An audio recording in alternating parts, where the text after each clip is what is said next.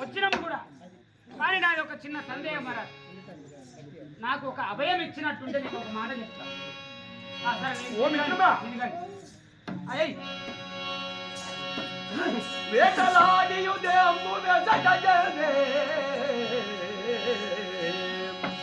జల్య కావునా నేనేమి చేతుమది కొందరయుగలిగే ధైర్యము తొలగిపోయే ఒక్క అడుగైన భూమి పైన నిడగజాల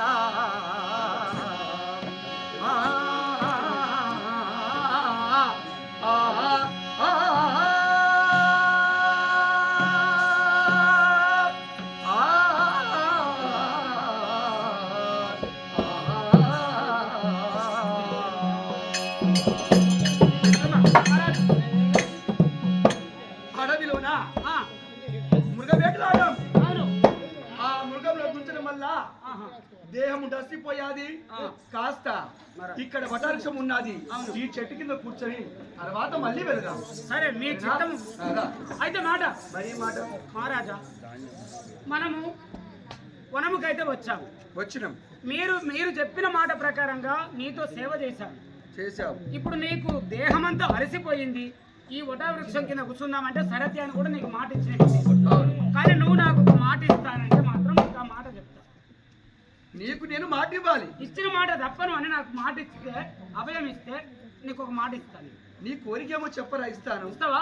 తప్పకుండా ఇస్తాను. మాట తప్పవుగా? మాట తప్పే వరము కాదు మా పాండవ వంశంలో. మాటమే తిప్పము మాట తప్పము అది వైఎస్ పరిపాలన. అయితే మహారాజ్ అడవికైతే వచ్చాం. అడవిలో నాకు ఒక చిన్న కోరిక కలిగింది.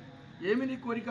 అడవిలో మహారాజా మా ఇంటికి పోయినాక నా భార్య అడుగుతుంది, అడిగి పోయి నువ్వు ఏం తెచ్చినావు అంటే నేనేం సమాధానం చెప్పాలి? చెప్పలేను. కాబట్టి అడవికి వచ్చినాము. అది ఏది దొరికినా మహారాజా చెరి సగం పంచుకున్నామంటే నీకు పాడిపెట్టాను. ఈ మాట గురించే కదా నీకు ఇంత బాధపడుతున్నావు. సరే అడవిలో ఏం దొరుకుతావి? ఫలములు పండ్లు దొరుకుతావి. ఏది దొరికినా చెరి సగముగా పూజిస్తాం. అంతేనా? అదే ఇంకొక మాట, ఇంకేమి అడవిలో ఏది దొరికినా చెరిసగం అంటే ఓకేనవా? కిందిది నాకు, చెరి సగం నా ధర్మంగానే. మరి గుడార్థంగా మాట్లాడలేవా? మొగల కూరుకొస్తున్నావు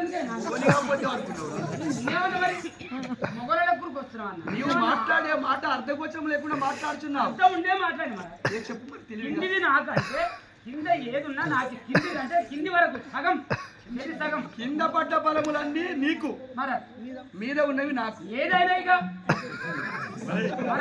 ఇలా మాట్లాడుకుంటే చాలా అపార్థం వస్తున్నది. మాట ఇస్తున్నావుగా అప్ప కూడా ఇస్తాను.